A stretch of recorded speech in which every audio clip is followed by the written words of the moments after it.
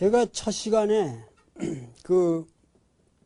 우리 시절에 뭐 서머스트 모험에 서밍업을 끼고 댕겨도 1년 내내 끼고 댕기는데 뭐 그 반 페이지 정도만 새까맣게 써있고 진도가 안 나간다 하는데 우리도 지금 그렇게 진도가 안 나가는 것 같은 느낌이 드는데 할 수 없어요. 이게 또 써야 돼. In the beginning in the beginning was the word. 이 말을 지금 우리가 계속하고 있습니다.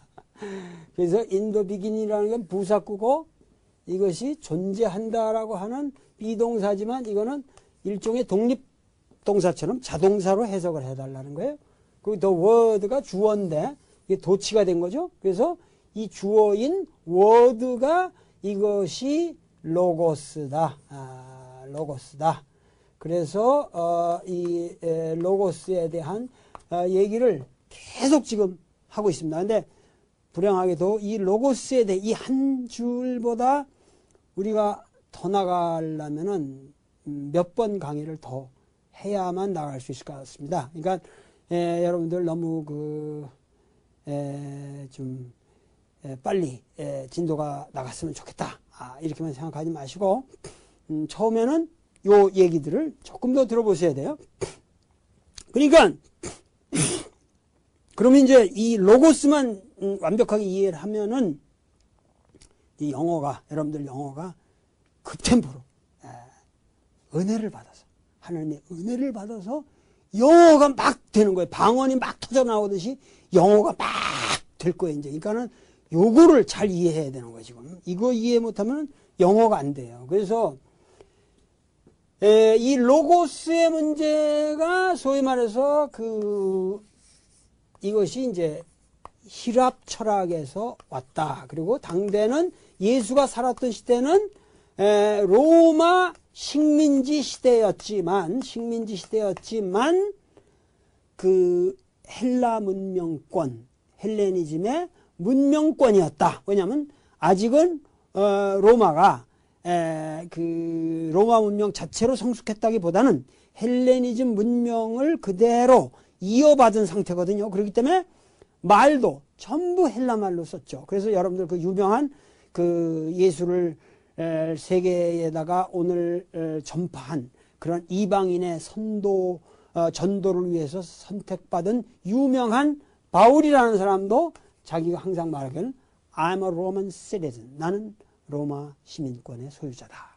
그러니까 그 당시 이 사람이 다소라는 데서 태어나올 때만 이 사람은 타르수스라는 다소라고 그러지만 이게 타르수스거든요. 그게 어디냐면 저쪽 그 흑해가 가스피 바다가 이 흑해가 이렇게 있고 가스피가 아니지 흑해가 있고 여기가 이제 터키가 지금 있죠. 그러고 지금 여기가 그러니까 여기 저 팔레스타인이 있는데 여기 시리아가 있고 뭐 레바논 있고 아시잖아요. 근데 타르수스가 한 여기쯤 됩니다. 여기쯤. 그 타르수스가 그 유명하게 안토니우스하고 클레오파트라가 처음 만나서 착 키스를 한 곳입니다. 거기가 그렇게 유명한 데입니다. 이게 그 교육도시고 그 당시 뭐냐면 동서 문명이 이쪽에서 그 아테네 문명, 로마 문명 저거죠. 그 이쪽 동방 문명들이 다 와서 만나는 최고의 문화 도시 중에 한 도시였거든요. 여기서 이 사도 바울은 컸어요. 그래가지고 본국에 돌아와서 국세청 고급 관리를 했다고. 그러니까는 굉장히 센 사람이죠. 국세청 요새로 말하면 그런 국세청 고급 관리를 했거든요. 그러니까는 뭐 권력이 등등한 사람이죠. 그런데 이 사람은 정통 유대 교육을 받았어요. 그러나 교육은 히라보로 했어요. 그리고 그러니까 아리스토텔레스, 플라톤 이래의 모든 철학을 공부를 했고, 그런데 이 사람은 정통 유대 율법의 구약의 교육을 받은 사람이에요. 그렇게 하니까는 이 사람이 와서 보니까는 그 이상한 놈들이 막 이 유대 민족의 율법을 막 흐트리고 있다. 그래서 박해를 한 거 아닙니까? 그런데 그 박해를 한 장본인인 사도 바울을 사도 바울을 이제 어느 날 다메섹이라고 해서 여기 다마스커스로 가는 도중에 하늘에서 소리가 내려서 사울아 사울아 네가 어째 나를 그렇게 핍박하느냐. 그러면서 소리가 들어오면 눈이 멀게 되고 이런데 어디 가서 이렇게 하면 누가 눈을 씻어주면 네가 나을 것이다. 그렇게 해가지고 이제 어떻게 감화를 받아가지고 자기가 어떤 영감을 받아가지고 이게 예수가 이게 나쁜 사람들이 아니라 이게 좋은 사람이구나. 이래가지고 이제 그 선교를 시작하는데 이 사람은 바로 헬레니즘을 향해서 그 시작을 한 거거든요. 헬레니즘의 세계를 향해서. 그러니까 여기 이제 복잡한 문제들이 있는데 뭐냐면은 이 당시에 그 유대인들이라고 그러지만 유대인들이 여기 이 팔레스타인에만 사는 게 아니고 실제로는 이 사람들이 바빌론의 유치 시대라 지금 이라크 가서도 거기 가서 그 오래 살았고 뭐 여기저기 아시리아에도 잡혀가 있었고 뭐 이렇게 하기 때문에 이 유대인들이 이 사방에 흩어져 살았어요. 그 흩어져 산 유대인들의 그 이걸 갖다가 뭐라 하냐면 다이에스포라라고 합니다. 다이에스포라라는 말이 뭐냐면 그 유대인 교민 거주지예요. 그 유대민 교민 거주지거든요. 근데 세계에 이렇게 다 흩어져 살았기 때문에 이 사도 바울이라는 사람은 이쪽 그리고 특히 이제 여기로 가면서 이제 이쪽 가면서 그 아테네로 이렇게 가지 않습니까? 여기 아테네 지역으로 해가지고 로마로 가는데 이 아테네 이쪽까지 통틀어서 이 지역에 이 소아시아랑 아테네 지역을 통틀어서 사도 바울이 전도 여행을 3차를 거쳐서 했죠. 하고 나서 나중에 전도 여행을 했다는 건 뭐냐면 이 사람이 여기다가 전부 교회를 세운 거예요. 그러니까 이때는 기독교가 성경이 없었습니다. 그때는 사도 바울이 예수라는 사람의 그 말씀에 어떤 영감을 받고 그거를 가지고서 교회를 개척한 거예요. 그러니까 교회를 개척했다는 것도 그게 요새 같은 교회가 아니라 일종의 신앙 공동체를 만들어가는 겁니다. 그래서 그것은 대개 유대인들의 다이에스포라를 중심으로 만들어간 거예요. 사실은 처음에는 우리가 지금 예를 들면 뭐 미국에 가서 선교 활동을 한다고 그러지만 대개 그 미국 선교라는 게 가서 미국에 가서 있는 게 아니고 주로 그 교포들 상대로 거기다 교회를 만드는 거 아닙니까? 그래서 거기서 막 그 여러 가지 뭐 분란도 일어나고 싸움도 일어나고 또 분파가 일어나서 저쪽에 또 개척교회 만들고 그러니까 미국에도 지금 한국 교회가 뭐 수천 개가 된단 말이에요. 그러니까 그런 식으로 이 사도 바울이라는 분도 여기 댕기면서 그 유대인들을 처음에는 이제 규합을 하면서 교회를 시작했겠죠. 그러나 점점 유대인들이 없어지고 그 헬라 사람들이 들어오게 돼요. 그 교회를 점령하게 되거든요. 왜냐하면 그 재미난 게 뭐냐면은 여기 본토에서는 뭐냐면 독립전쟁이 일어나니까 독립전쟁이 일어나니까 그 독립전쟁을 그 로마 사람들이 그대로 두겠어요? 너희들 어떻게 독립을 달라는 거냐? 그러니까 뭐 예를 들면 성경에도 이 열성당원이라는 게 나와요. 이 열성당원이라는 건 제로트라고. 이 열성당원이라는 게 이런 말들이 나오는데 이게 뭐냐면은 열성당원이라는 게 딴 게 아니고 뭐냐면 그 당시 혁명파들. 그러니까 정치적 혁명을 통해서 로마 사람들을 우리가 내쫓을 수밖에 없다. 과거 우리가 항상 그렇게 이 블레셋 사람들하고 싸웠고 아니 그 전에는 이미 애굽 땅에 가가지고 에집트에서 이 파라오 밑에서 그렇게 고생을 했는데도 우리가 모세가 우리를 이끌어서 홍해를 가르고 만나 항아리로 그 시내 광야를 40년을 헤매면서 나중에 젖과 꿀이 흐르는 이 가나안 땅으로 우리가 온 역사가 있지 않느냐. 이건 지금 우리가 여기서 우리 땅에서 로마의 통치를 받고 있는데 로마 놈들 못 물리치게 뭐냐. 우리는 선택받은 chosen people 하나님으로부터 선택받은 민족 아니냐. 이것은 계약에 의해서 규정된 우리는 선택받은 민족이다 하니까 그 선택받은 민족이라고 하는 이 chosen people 사상에 의해서 항상 이들은 뭐냐면 프라이드가 있었기 때문에 로마 놈들 이딴 시키들 전부 물리치고 우리가 독립국가를 세우자 하는 정치 지도자들이 많았단 말이에요. 그리고 그 정치 지도자들이 나올 때마다 나는 다윗과 같은 너희들의 메시아다 그러고 나올 때란 말이에요.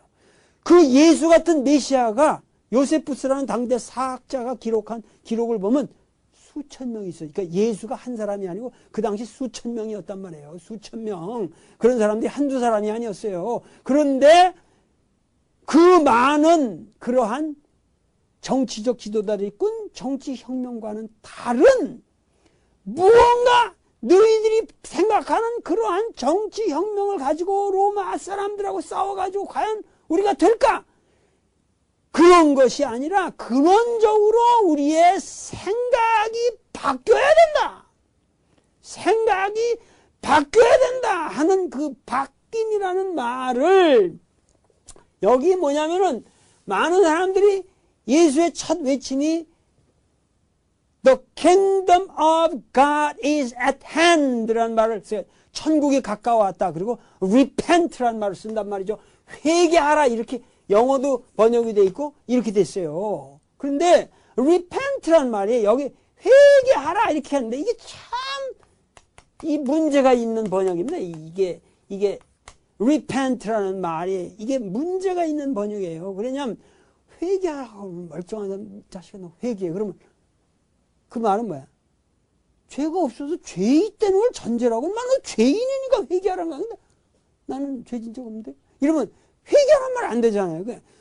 아담으로부터 원죄가 있다. 너는 아담의 후손인데, 아담이 선악과를 먹어가지고 다 태어났는데, 넌 죽을 수밖에 없는, 죄의 사건 사랑이라! 이러면서, 넌 그래도 상식적으로 그런 말을 아무리 갖다 해도, 인류 전체가 죄를 지은 원죄의 형편없는 동물이다. 이런 말이 설득력이 참 없거든요. 그러니까, 그런 식으로 예수는 우리한테 접근한 적이 없습니다. 예수님께서 인간 모두 원죄의 인간이다. 이런 말씀 단 한마디 복음서 없습니다. 예수는 그런 말 한 적 없습니다. 이거 여러분들 이 성서로 돌아갑시다. 성서를 제대로 이해해야 한단 말이에요. 그러면 예수님께서는 repent란 말을 했는데 이게 repent란 말이 아니고 원어로 말하면 뭐냐면 메타 내가 히라보로 안 쓰고 쓰겠어요. 메타노이아라는 말이에요. 메타노이아. 그러면 메타라는 거는 transform, change. 메타라는 게 이렇게 변한다 그런 얘기죠. 바꾼다. 이렇게 메타라는 게 여기서 바꾼다 그런 얘기예요. 노이아라는 건 원래 이게 누스라는 히라보의 그런 표현으로 가요. 그러면은 그거 관련이 된 말들인데 뭐냐면 이거는 뭐냐? mind예요. 그러면 메타노이아라는 거는 repent란 말이 아니고 change the state of your mind. 너의 마음의 상태를 바꾸라는 거예요. 그러니까 회개라는 말을 예수가 한 적이 없어요. 이게 원어로 말한다면 회개가 아니라 뭐냐면 마음의 방향을 바꿔라. 회신해요. 너희들 생각을 바꿔라. 그래야만 천국이 올 수 있다. 전혀 이전에 많은 정치적 지도들이 나와서 나는 다윗이다 하고 쌩구라치는 거죠. 지가 무슨 어떻게 그 로마 제국을 어떻게 무너뜨려요? 다윗처럼 그거 골리앗 이게 조약돌 하나 가지고 그거 물리치는 기적이 일어날 것 같아요? 그거는 구약이라고 하는 신화적 시대나 가능한 기술 방식이지 다윗이 대단한 슬기가 있었던 사람이니까. 그러나 지금은 블레셋 사람들하고 싸우는 게 아니고 이 로마 제국과의 싸움이에요. 그러면 지금 미국을 갖다가 내가 다 조약돌 하나 가지고 미국을 쓰러뜨릴 수 있다 이 말이 됩니까? 이렇게 황당한 일을 하고 있을 적에 현실 문제로 돌아가죠. 예수는 생각을 좀 바꾸다. 우리 민족이 살 길은 그런 데 있는 게 아니고, 그렇다고 예수는 민족이라는 개념도 안 썼어요. 사람들이란 말은 보편적인 우리 인간이 인간답게 사는 것이 뭐냐. 그것은 다시 한번 너희들이 하나님의 말씀을 다시 생각해 보시는 것이다. 그러려면 니들 마음의 방향을 근원적으로 바꿔야 된다. 세계를 다시 봐야 된다. 그 말이 회개하라로 잘못 번역이 돼 있어요. 이거는 사실 바꿔라 그렇게 봐. 너희들 마음을 바꿔라. 회개하라는 말이 아니에요. 마음을 바꿔라. 그런데 여기서 말이죠. 이러한 예수가 이렇게 나오게 되는 이후에 결국은 그 독립전쟁을 일으킨 사람들이 발악을 해가지고 로마가 군대가 들어와서 예루살렘 성을 멸망시킨 게 AD 70년이란 말이에요. 그러면 AD 70년에 예루살렘 멸망하면서 완전히 유대는 하나의 민족 국가로서는 존립하기 어려운 상태로 들어가 버려요. 그러면 다시 이 유대 사람들은 다시 다이아스포라로 흩어져 가죠. 도망가기 시작한단 말이에요. 그러다가 135년인가 AD 135년에는 완전히 또 거대한 독립전쟁이 일어나가지고 또다시 로마가 아주 초토화시켜버리기 때문에 완전히 이 시대에 이제 그 유대민족은 멸절이 되는 겁니다. 그러니까 유대라는 나라가 유대민족이 이 하나의 독립국가로서는 존재하지 않게 되고 그것이 1940 자그마치 AD 70년에 없어졌다가 1948년에 다시 생긴 거예요.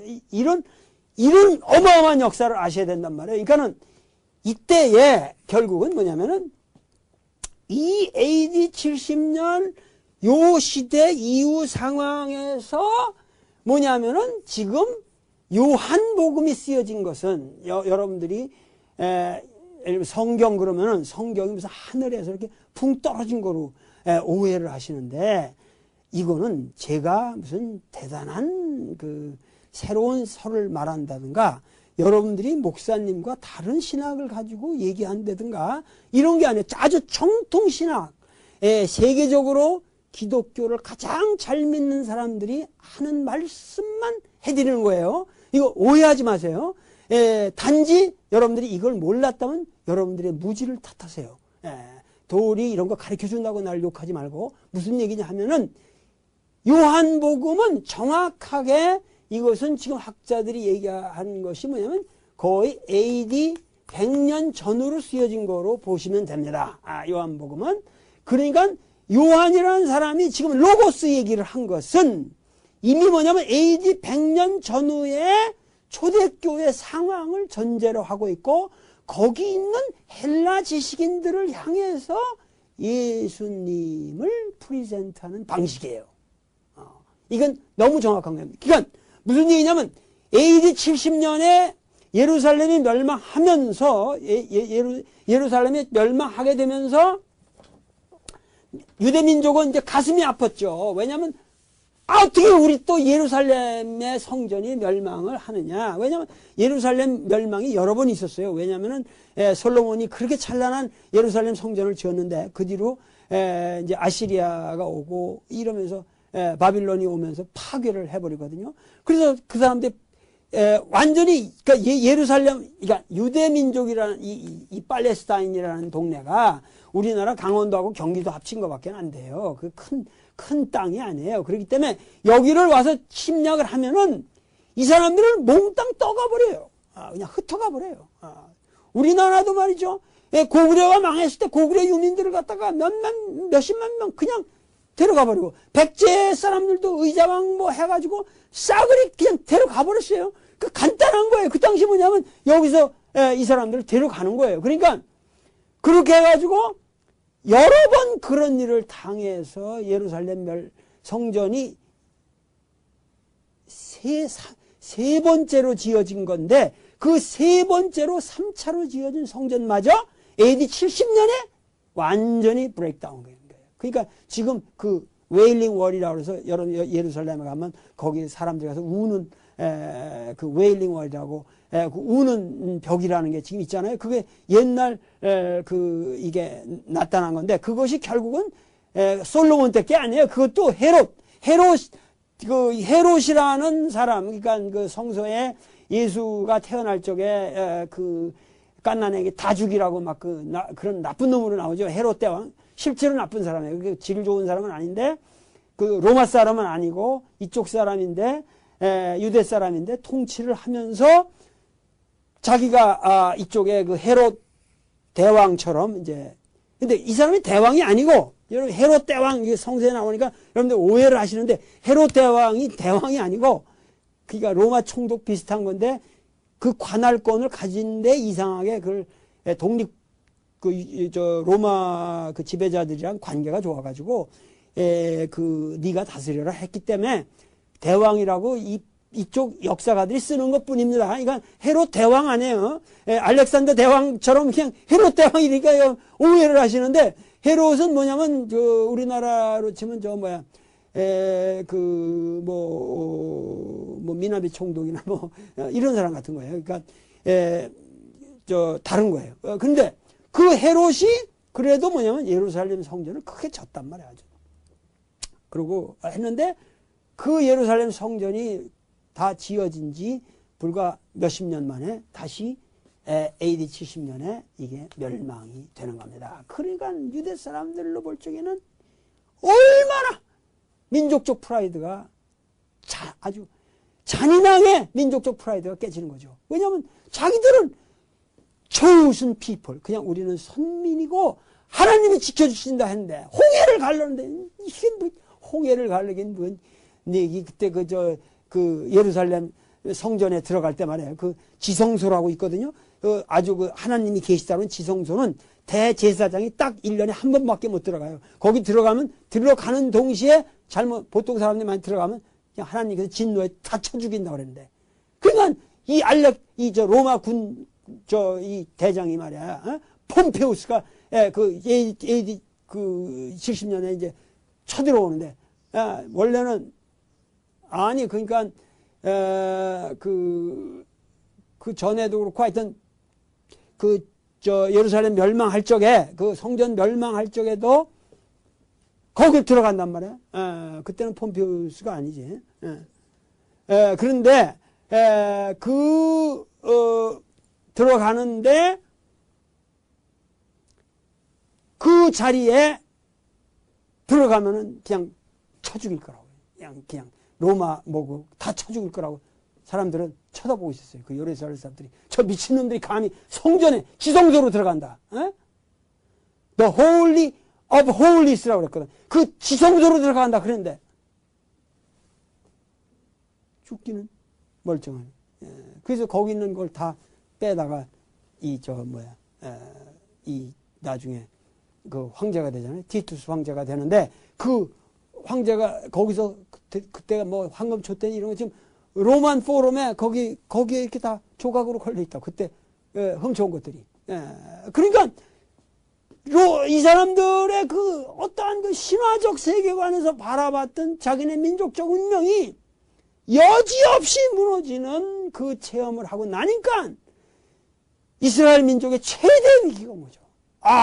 우리가 뭔가 이게 잘못해도 크게 잘못했다. 그러니까 이쪽 그 신화적 세계관이라는 게 나쁜 것뿐만이 아니라 신화적 세계관이 나쁜 것뿐만이 아니라 그 신화적인 믿음을 불러일으키고 그것이 만약에 좌절됐을 때 그것의 그 꿈이 깨지는 게 아니라 가장 중요한 거는 내면적 반성을 하게 된다는 거죠.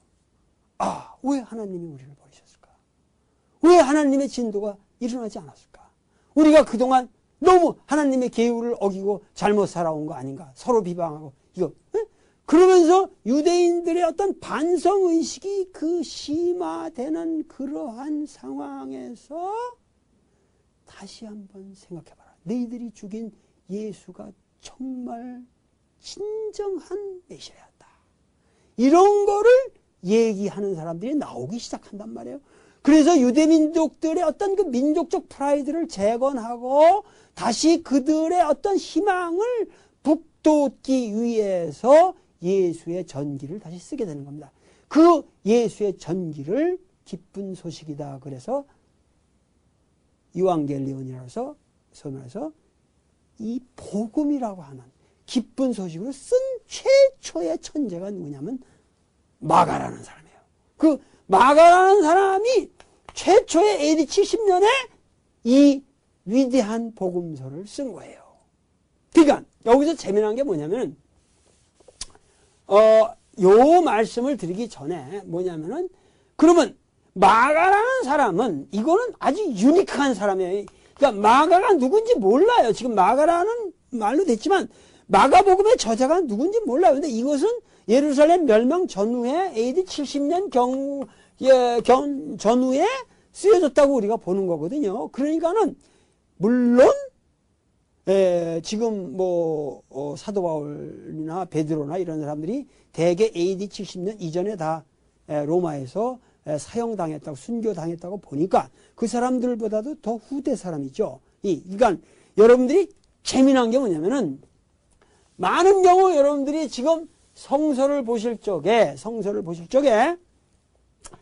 마태, 마가, 누가, 요한이라는 사복음서가 있어요. Four Gospels가 있고 그 다음에 사도들의 행전, 역사 기록을 표현한 사도행전이라는 Acts라고 그러죠. Acts. 사도행전이 있고 그 다음에 뭐냐면 사도 로마서, 고린도전서, 고린도후서. 우리 때는 다 노래로 불렀거든요. 마태, 마가, 누가, 요한, 사도, 로마서, 고린도전서, 고린도후서, 갈라디아서, 에베소서, 빌립보서 이렇게 쭉 나가는데, 자 보세요. 근데 여기서 이 사도행전 이후에 로마서부터는 이게 뭐냐면은 사도 바울의 편지입니다. 자기가 개척한 교회들을 항상 교회를 만들어놨는데 여기서 이 교회를 세우고 이쪽을 갔는데 여기서 문제가 생긴 거예요. 왜냐하면 그때는 성서가 없었으니까. 성서가 없었어요. 예수님에 대한 이야기들만 있었어요. 그리고 성찬식만 있어요. 성찬. 그러니까 예수님이 돌아가시기 전에 왜 그 마지막 저기에서 뭐냐면 난 피와 살이니 나를 뭐 피와 살처럼 먹어라 그러면서 포도주하고 빵을 이렇게 주셨잖아요. 그런 성찬식은 있었던 것 같아요. 초대교회 다니는 곳마다. 그러니까 성서는 없었어요. 그래서 뭡니까? 이게 성서도 없고 이제 사도 바울 선생이 예수님을 믿는다는 건 이런 당신 생의 의미가 있어. 자, 이제 우리 정신 차리고 다시 삽시다. 이러면서 그 어떤 신앙 공동체를 만들었는데 떠나고 나면 사도 바울 선생이 있을 때 물어보고 그러니까 또 리더십이 형성이 됐는데 떠나고 나면은 이게 황당해지는 거예요. 그래가지고 싸우는 거예요. 항상 사람들 모이면 잘 싸우잖아요. 그리고 특히 종교성이 강한 사람들일수록 잘 싸워요. 교회에 모이는 사람들끼리 잘 싸워요. 원래 이게 아주 그런 사람들이 잘 모이게 되거든요. 그래가지고 초대교회는 분란이 많았어요. 그리고 분파가 많고 그리고 특히 뭐냐면 유대인들과 또 비유대인들 사이에 또 문제의식이 있었어요. 왜냐하면 초기에는 유대인들이 강했다가 나중에는 헬라인들이 강해진단 말이에요. 그러니까 여기서 굉장한 그 갈등 구조가 있었단 말이에요. 그런데 그렇지만은 여기서 재미난 게 뭐냐면 여러분들은 많이 사복음서라고 하는 이 사복음서를 가지고 보면 예수님의 전기로 쓰여졌으니까 이건 예수님 때 쓰여진 아주 초창기의 것이고 그 뒤로 이렇게 해서 뭐 사도 바울의 편지가 있다 이렇게 생각하시는데 이게 여러분들 참 잘못 알고 계시는 거란 말이죠. 뭐냐면은 사복음서보다 사도 바울의 편지가 더 앞선 것이죠. 문헌으로 쪽에. 그러니까 사도 바울의 편지가 훨씬 더 오리지널한 기독교 문서입니다. 그러니까 항상 교회에서 문제가 생기면 여기서 이 교회 문제가 생기면은 여기서 이제 그 사자를 보내서 여기에 이렇게 문제가 있습니다. 그럼 자기가 갈 수가 없어요. 그때는 자동차 타고 잠깐 갔다 오면 비행기 타고 잠깐 갔다 오면 좋았는데 그게 안 되니까 그래서 할 수 없이 편지를 써서 보내는 거예요. 그러면 편지를 갖고 가서 또 그 편지를 그 사람들 이거 체기로 돼가지고 다 뭐 복사기가 있어가지고 복사 쫙 해가지고 돌려보냐 그런 게 아니에요. 그 당시엔 편지를 갖고 가잖아요. 편지를 갖고 가면은 거기 가서 그 편지 갖고 간 사람들이 다 모여라 그래. 그래가지고 신도들을 쫙 모아놓고 사도 바울의 편지를 멋있게 낭송하는 거예요. 이렇게 읽는 거예요, 읽는 거.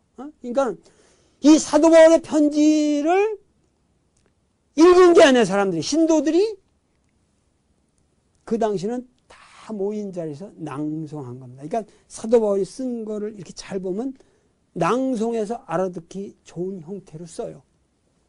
그런데 자 그러한 낭송 문화가 초기 있었고, 그래서 사도 바울의 편지가 지금 여기 중요한 게 뭐냐면 가장 내가 보기에는 제일 먼저 쓰여진 것이 난 갈라디아서라고 보는데, 갈라디아서가 쓰여진 다음에 예를 들면 고린도전서, 고린도후서 같은 것도 이건 정통 그 사도 바울의 편지라고 보고, 특히 로마인서 이것도 그 아테네 옆에 그 고린도에서 로마를 향해서 쓴 거로 보여지기 때문에 이거 아주 정통 사도 바울의 편지들이나, 그 외의 편지들은 여러 가지 사도 바울이라는 사람의 그 이름을 빌려서 또 쓴 문헌들이 많기 때문에 과연 사도 바울 자신의 문헌인가 하는 것은 여러 가지 신학적 논쟁이 있습니다. 그러나 하여튼 여러분들이 사랑하는 그 성서 개념에 들어가 있는 문헌들인데, 하여튼 사도 바울의 편지가 사복음서부터는 앞선다.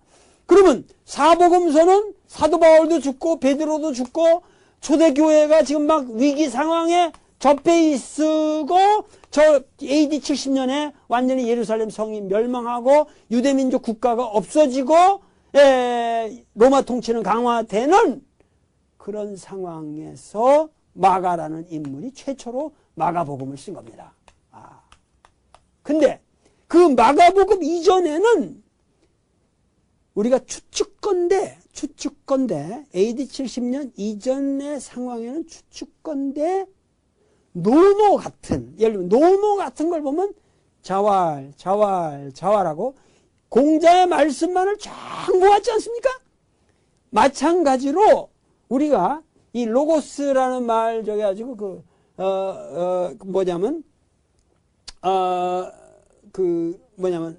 로기온이라는 말을 쓰는데, 로기온, 복수로 하면 로기아라고 그러기도 하고, 이 로기온이라는 게 말씀이라는 거예요. 그러니까 예수 가라사대 하고 딱 예수님 말씀으로 나온 그 말씀 집은 있었을 거라고 생각해요. 말씀 집이, 그 예수의 말씀을 모아놓은 노노 같은 거, 예수님의 노노 같은 것들이 쭉 이렇게 가지고 있었는데, 그거를 참고해 가면서 예수님에 관한 여러 가지 생애에 대한 이야기들이 있었단 말이에요. 그거를 가지고 하나의 일대기를 붙인 거예요. 만든 거예요. 그러니까 여기 지금 중요한 게 뭐냐면, 이 복음서는 어떻게 구성되어 있는 거냐 하면은, 지금 복음서는 이 로기온이라고 하는 예수님의 말씀, 비유로 말씀하시기도 하고 어떤 때는 직접 이렇게 말씀하시잖아요. 그 예수님 말씀에 해당되는 부분하고 이러하니라, 그리고 예수께서 갈릴리 지방에서 유대아 지방으로 가사 이런 식으로, 이걸 뭐냐면 내러티브라고 해요. 내러티브. 서술형 문장들이죠. 물론 이 서술형 문장은 뭐예요? 복음서를 지은 사람의 문장이죠. 그러니까 이 로기온에다가 이 내러티브를 플러스해서 하나의 전체적으로 숨이 일관한 하나의 예수 드라마를 만든 것이 복음서란 말이에요.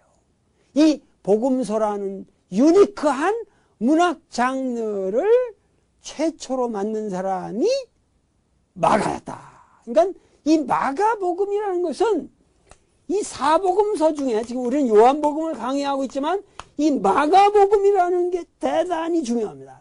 왜냐하면 복음서의 원형이기 때문에. 원형. 그리고 제일 먼저 성립했어요. 그래서 나는 이거를 AD 70년경에 성립한 거로 보고, 이 마가복음 다음에 성립한 것을 이제 학자들이 마태복음하고 누가복음은 마가복음 자료를 보고 그거를 놓고 또 딴 자료하고 플러스해서 만든 거라고 생각하거든요. 그것이 뭐냐면 마태와 누가예요. 그러니까 마가복음의 자료가 마태와 누가에는 공통되죠. 공통돼 있어요. 같은 자료가 들어가 있는데, 이 마태와 누가에서 마가복음 자료를 빼고 마태와 누가복음에 공통되는 자료를 모으면 그것은 마태와 누가가 참고한 또 하나의 자료가 되죠. 이해가 됩니까? 자, 보세요. 마가복음을 보고 마태와 누가가 썼어요. 그러면 이 마태와 누가 속에 마가복음이 공통으로 원자료로 들어가 있지 않습니까? 이 자료를 빼버려. 마가복음 자료를 마태와 누가에서 빼면은 마태와 누가에서 남은 자료 중에서 공통되는 부분을 빼면은 그것은 마태, 누가가 마가복음과 더불어 참고한 또 하나의 자료가 나온다고. 그 또 하나의 자료를 그냥 자료라. 독일 신학자들이 처음에 이런 생각을 했기 때문에 자료라는 쿠벨레, Q-U-E-L-L-E죠. 이게 쿠벨레라고 독일어로 말하는 쿠벨레. 그래서 이걸 소위 Q자료라고 합니다. Q자료. 그러면 마태와 누가는 마가복음과 Q자료를 가지고 마태와 누가를 쓴 거죠. 그러면 마가복음을 쓰고 난 다음에 나는 뭐냐면 그 다음에 마태와 누가는 어느 게 더 먼저인지 여러 가지 학설이 있는데 나는 마가복음 다음에 마태복음이라고 생각을 합니다. 내가 이런 얘기를 자신 있게 하는 것은 충분한 연구를 했고 이것은 제 기독교 성서 이해라는 제 저술에 아주 상세하게 적혀져 있기 때문에 그걸 보시고 반박을 하시고 싶은 분은 그 책을 보시고 저한테 반박을 해 주십시오. 그러니까 여기 마태복음이 있고 이 마태복음 다음에가 뭐냐? 누가복음이에요. 누가복음이거든요. 그 다음에 지금 요한복음이 오는 거예요. 요한복음이 오는 거예요. 그러니까 지금 이 사복음서의 구조가 마가가 내가 보기엔 천재죠. 이 사람이 제일 먼저 복음서라는 새로운 문학 장르를 만들었기 때문에 이건 문학 장르입니다. 왜냐하면은 예수의 말씀은 그 이전에 그 말씀집으로 있었던 게 분명하고 그 말씀집을 가지고 하나의 복음서라는 드라마를 만들었어요. 근데 이 드라마는 물론 예수라는 역사적 그 지평에 있었던 실존적 인물을 가지고 만든 거죠. 그렇기 때문에 가짜로 이렇게 뭐 꾸며냈다 그런 의미에서 문학이 아니에요. 문학이라는 게 영어로 해서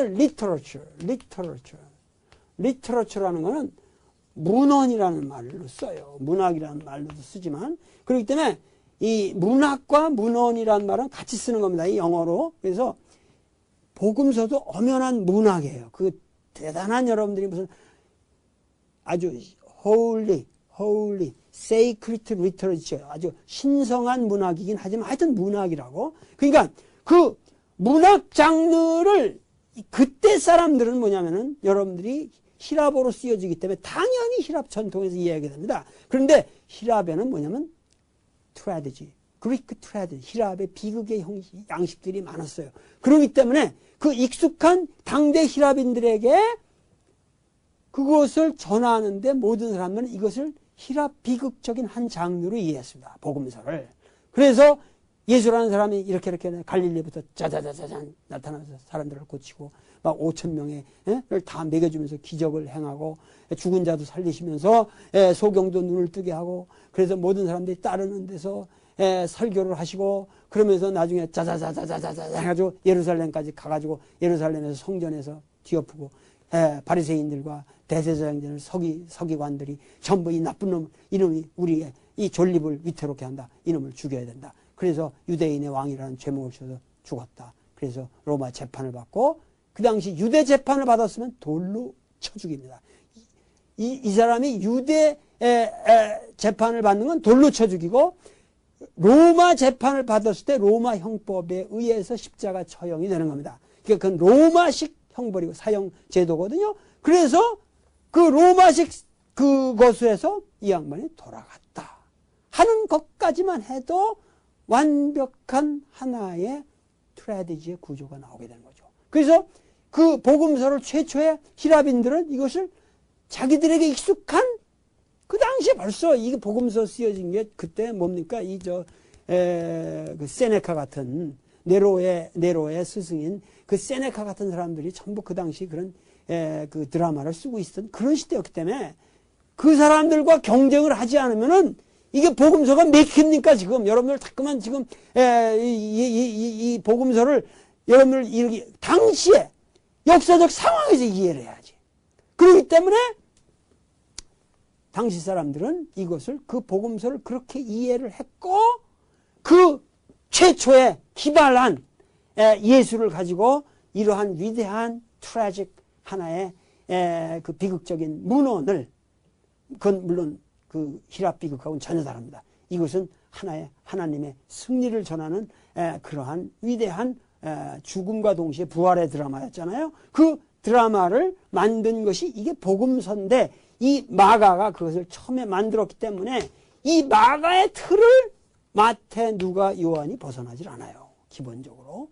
그런데 이 마태와 누가는 이 마가복음을 발전시켰어요. 왜냐하면 마가는 오리지널했기 때문에 굉장히 자료가 이렇게 협소하거든요. 작은 자료를 가지고 치밀하게 구성을 하는데 반해서 마태와 누가는 그 후의 자료들을 더 참고를 해가지고 더 살을 많이 붙였어요. 그래서 분량이 많아요. 누가복음은 제일 많아요. 분량이. 마가에서보다 마태가 분량이 많고 마태보다 누가가 분량이 더 많습니다. 그렇게 해가지고 이걸 했기 때문에 이들은 이 세 복음은 우리가 뭐라고 그러냐면 시놉틱이라고 불러요. 왜냐하면 이것이 같은 주제를 같은 관점에서 보고 있기 때문에 우리가 공관복음이라고 부릅니다. 공관복음이라고 불러요. 공관복음이라고 부르거든요.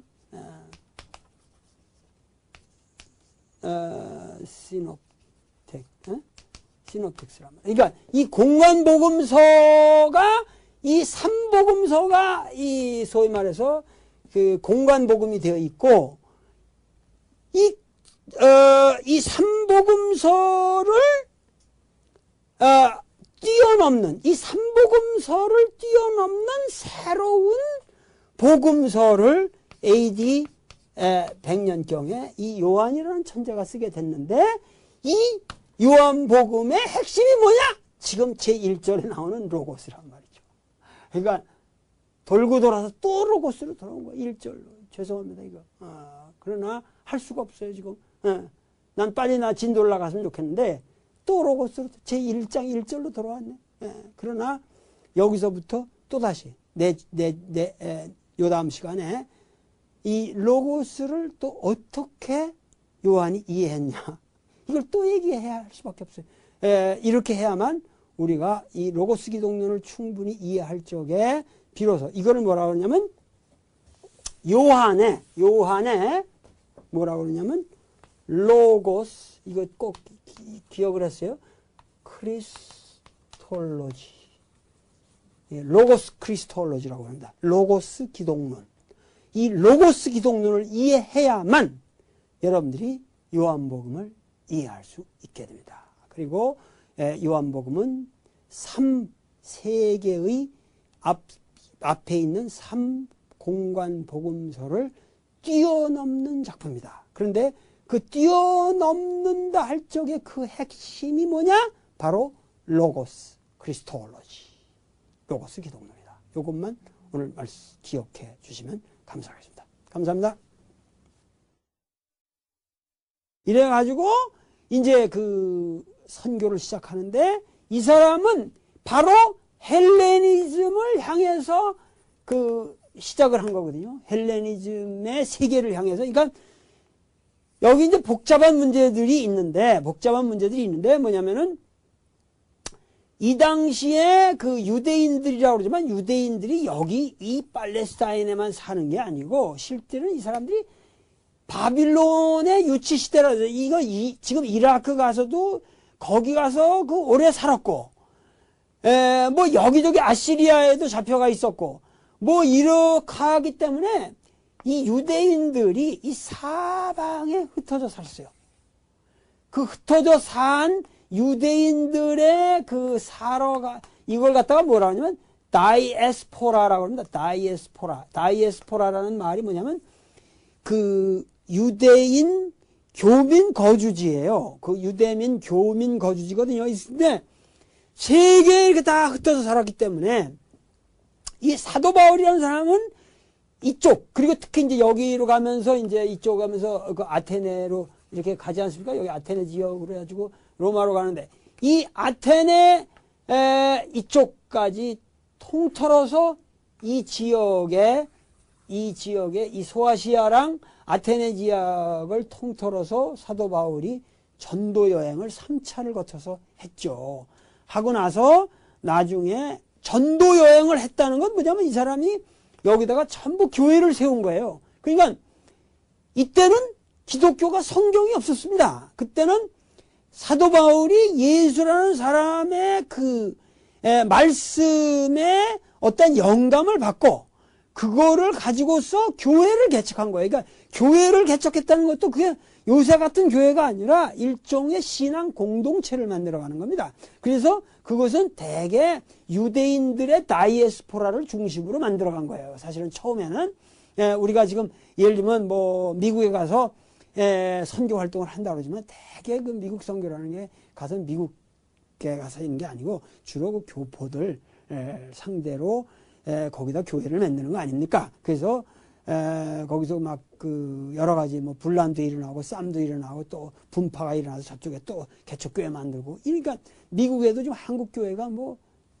수천 개가 된단 말이에요. 그러니까 그런 식으로 이 사도 바울이라는 분도 여기 댕기면서 그 유대인들을 처음에는 이제 규합을 하면서 교회를 시작했겠죠. 그러나 점점 유대인들이 없어지고 그 헬라 사람들이 들어오게 돼요. 그 교회를 점령하게 되거든요. 왜냐하면 그 재미난 게 뭐냐면은 여기 본토에서는 뭐냐면 독립전쟁이 일어나니까 독립전쟁이 일어나니까 그 독립전쟁을 그 로마 사람들이 그대로 두겠어요?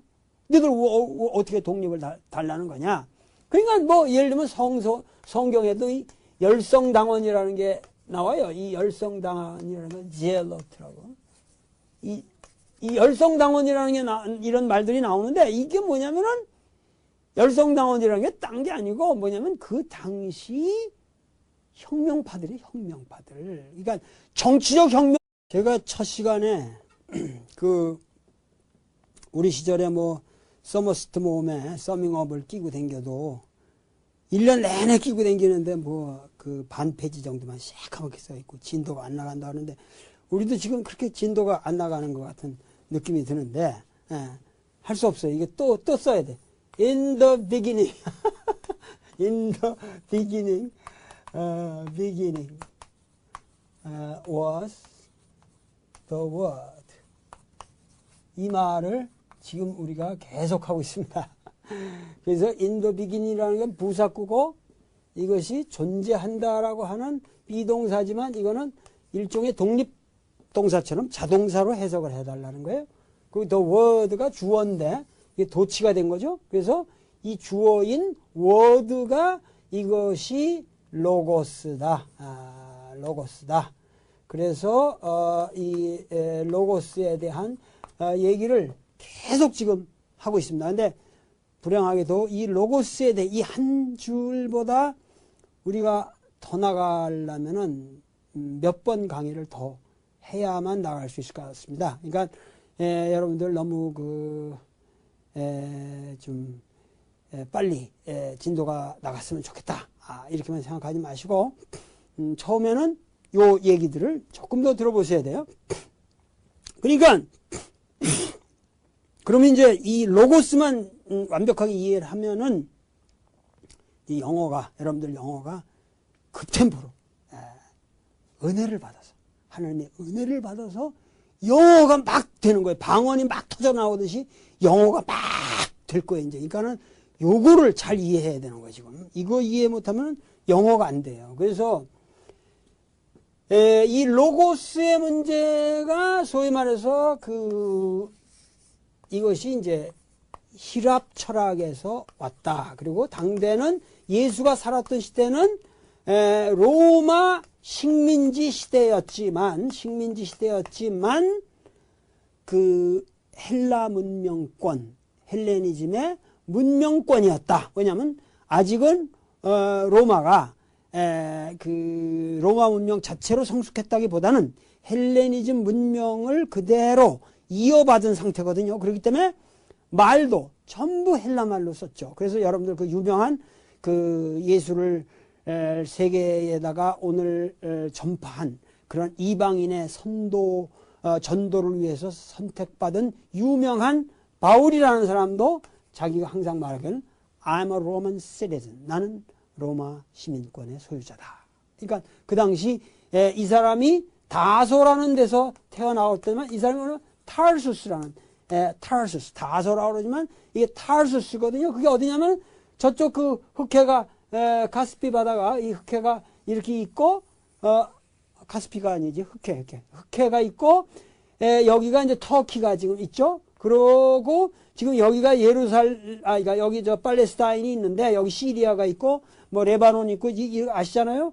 근데 타르수스가 한 여기쯤 됩니다. 여기쯤. 그 타르수스가 그 유명하게 안토니우스하고 클레오파트라가 처음 만나서 키스를 한 곳입니다. 거기가 그렇게 유명한 데입니다. 이게 그 교육도시고 그 당시 뭐냐면 동서 문명이 이쪽에서 그 아테네 문명, 로마 문명 저거죠. 그 이쪽 동방 문명들이 다 와서 만나는 최고의 문화 도시 중에 한 도시였거든요. 여기서 이 사도 바울은 컸어요. 그래가지고 본국에 돌아와서 국세청 고급 관리를 했다고. 그러니까는 굉장히 센 사람이죠. 국세청 요새로 말하면 그런 국세청 고급 관리를 했거든요. 그러니까는 뭐 권력이 등등한 사람이죠. 그런데 이 사람은 정통 유대 교육을 받았어요. 그러나 교육은 히라보로 했어요. 그리고 그러니까 아리스토텔레스, 플라톤 이래의 모든 철학을 공부를 했고, 그런데 이 사람은 정통 유대 율법의 구약의 교육을 받은 사람이에요. 그렇게 하니까는 이 사람이 와서 보니까는 그 이상한 놈들이 막 이 유대 민족의 율법을 막 흐트리고 있다. 그래서 박해를 한 거 아닙니까? 그런데 그 박해를 한 장본인인 사도 바울을 이제 어느 날 다메섹이라고 해서 다마스커스로 가는 도중에 하늘에서 소리가 내려서 사울아 사울아 네가 어째 나를 그렇게 핍박하느냐. 그러면서 소리가 들어오면 눈이 멀게 되고 이런데 어디 가서 이렇게 하면 누가 눈을 씻어주면 네가 나을 것이다. 그렇게 해가지고 어떻게 감화를 받아가지고 자기가 어떤 영감을 받아가지고 이게 예수가 이게 나쁜 사람들이 아니라 이게 좋은 사람이구나.